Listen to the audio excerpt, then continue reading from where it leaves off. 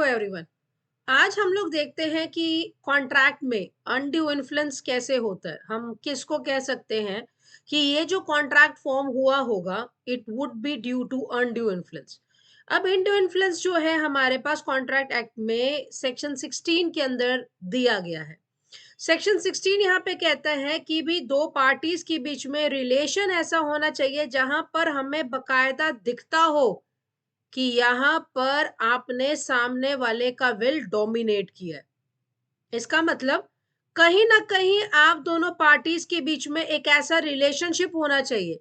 अब यहाँ पे बात आती है कि रिलेशनशिप किस कंटेस्ट में हो सकता है। तो relationship can be in between any persons, जैसे कि टीचर स्टूडेंट का हो, पेरेंट्स का अपने अपने बच्चों के साथ हो, प्रिंसिपल एजेंट के साथ हो, सॉलिसिटर का अपने क्लाइंट के साथ हो। इन दैट के इन एनी केस जहां कहीं पर भी अगर रिलेशनशिप है तो वहां पर आपका अनड्यू इन्फ्लुएंस का प्रोविजन सबसे पहले खड़ा तो होता है। अब जब तक कि बाकी प्रोविजंस इसके साथ साइट आउट ना हो तब तक हम ये नहीं कह सकते कि खाली रिलेशन होने की वजह से यहाँ पर अनड्यू इन्फ्लुएंस हुआ होगा। तो 16 का 1 यहाँ पे खाली यहीं पे लाके सफिक्स करता है कि दोनों पार्टीज के बीच में कहीं ना कहीं कोई रिलेशनशिप होना चाहिए जहां आपने सामने वाले के विल को डोमिनेट किया। वहीं पे सब सेक्शन 2 कहता है कि किया किसने होगा। मतलब हम कैसे देखकर कहेंगे कि वाक्य में इसी बंदे ने किया होगा कि कर सकता है। तो यहाँ पे सब सेक्शन 2 सेक्शन 16 का जहां पर एक क्लॉज आता है, कहता है अगर तो रियल है, अगर एपरेंट अथॉरिटी है, अगर फिड्यूशरी रिलेशनशिप अराइज हो रहा है पार्टीज के बीच में तो अनड्यू इन्फ्लुएंस मान सकते हैं। यहाँ पर बी क्लॉज कहता है कि मेंटल कैपेसिटी अगर उस बंदे की टेम्परेली या परमानेंटली अफेक्ट हुई हो, due to illness, due to bodily distress, due to age, तो यहाँ पर हम कह सकते हैं कि भी सामने वाले ने इसको अनड्यू इन्फ्लुएंस किया होगा। वहीं पे सब सेक्शन 3 जो सेक्शन 16 का है बात करता है बर्डन ऑफ प्रूफ का। बर्डन ऑफ प्रूफ में कहता है अब बर्डन ऑफ प्रूफ उस बंदे पे लाई करेगा, समझ लो जिसके फेवर में कोई भी प्रॉपर्टी आई हो, जिसने दिया है उस पे नहीं है, जिसके फेवर में प्रॉपर्टी आई है बर्डन ऑफ प्रूफ उस पे लाई करे, वो ये प्रूफ कर जाए कि भाई बर्डन ऑफ प्रूफ जो आ रहा है वो ये प्रूफ करे कि भाई अनड्यू इन्फ्लुएंस नहीं था। अगर वो इसको प्रूव करने में कहीं ना कहीं फेल हो जाता है तो फिर जो प्रॉपर्टी इसके पास मिली है वो उसे रिवर्ट करना पड़ेगा। वहीं पे यहाँ पे सेक्शन 111 ऑफ इंडियन एविडेंस की बात करता है कि भी इस सब सेक्शन में ऐसा कुछ नहीं लिखा है जो section 111 of Indian evidence act को अफेक्ट करे। सेक्शन को आगे बढ़ाते हुए हम लोग कुछ केसेस को देख लेते हैं जहां हमें ये और थोड़ा क्लियर करेगा। पहला केस हमारे पास आ जाता है मन्नू सिंह वर्सेस उमा दत्त पांडे। मन्नू सिंह वाले केस में क्या हुआ, जो प्लेंटिव साहब थे, डिफेंडेंट साहब समझ लीजिए एक स्पिरिचुअल एडवाइजर थे और उन्होंने भगवत गीता का पूरा पाठ उनके एंड टाइम में क्या मतलब वो बीमार थे तो उन्होंने वो उनको पढ़ के सुनाया होगा, तो उससे खुश होकर उन्होंने अपनी सारी प्रॉपर्टी जो है इनके नाम पे कर दी। अब यहाँ पे कर तो दी उन्होंने, अब उसके बाद इनका सारा गीता का बुखार उतर गया होगा। अब इनको ये हुआ कि यार मैंने कर क्या दिया, मतलब तैश में आके खुश होकर मैंने प्रॉपर्टी इनके नाम से कर दी है सिर्फ इस ग्राउंड पे कि भी उन्होंने मुझे भगवत गीता पढ़ के सुनाया।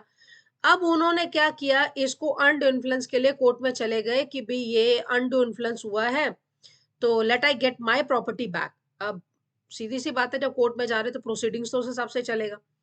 कोर्ट में डिफेंडेंट साहब ये प्रूफ करने में फेल कर गए कि ये जो ट्रांजैक्शन मेरे नाम से हुआ है यहाँ अनडू इन्फ्लुएंस का इस्तेमाल नहीं हुआ है।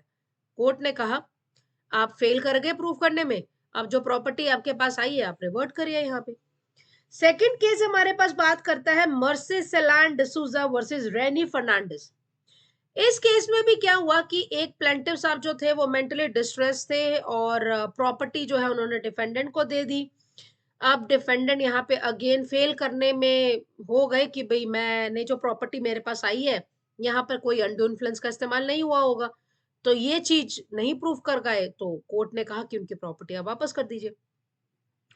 तीसरा ही एक और केस ऐसे आया हमारे पास, निक्को देवी वर्सेस कृपा का। यहाँ पर क्या हुआ कि एक इलिटरेट रस्टिक गर्ल थी, तो ये 2 साल साढ़े साढ़े 2 साल की रही होंगी अपना। अब तो ढाई ढाई साल की जो होती है, मतलब 2.5 years और 2 years 10 months का कुछ इनका एज ग्रुप रहा होगा।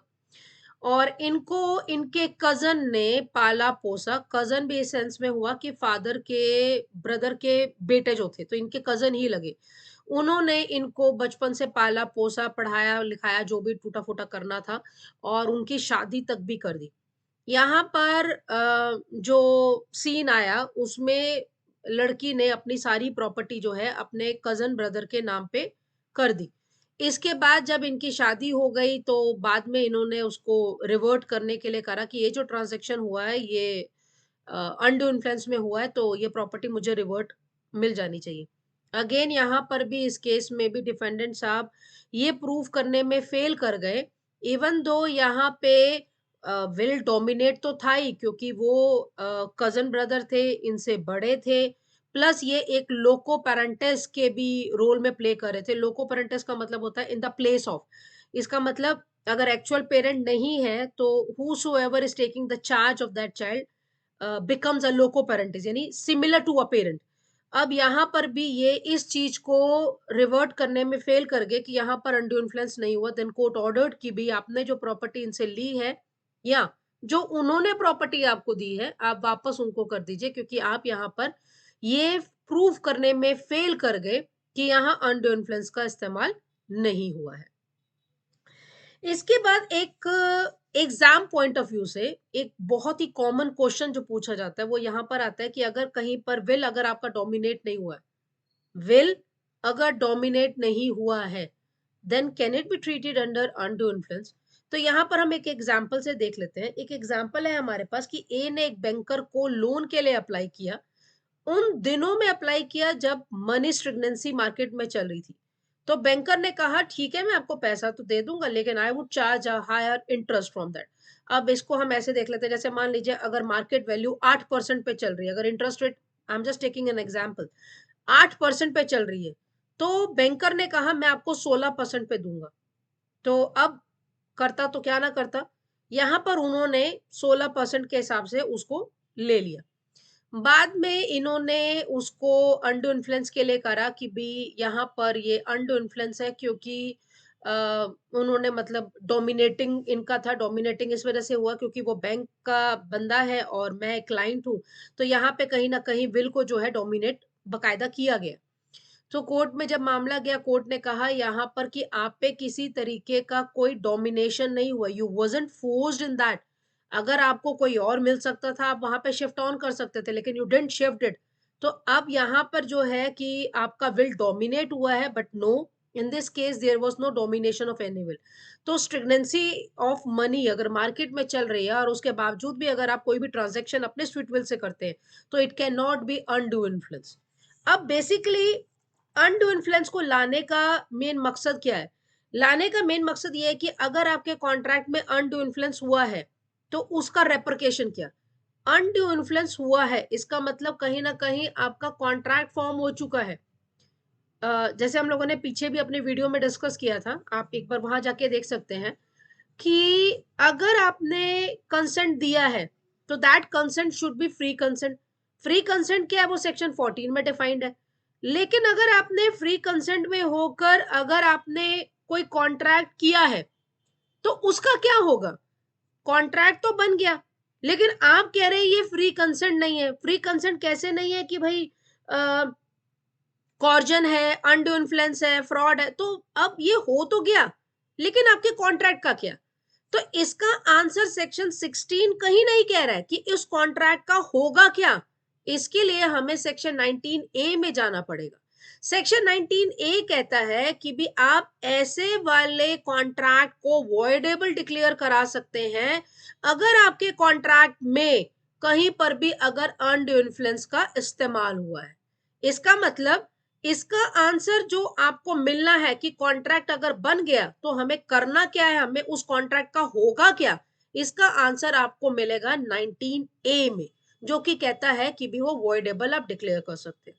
Thanks for watching. I'm speaking on behalf of Zafar Judicial Academy. Have a nice day. Bye bye.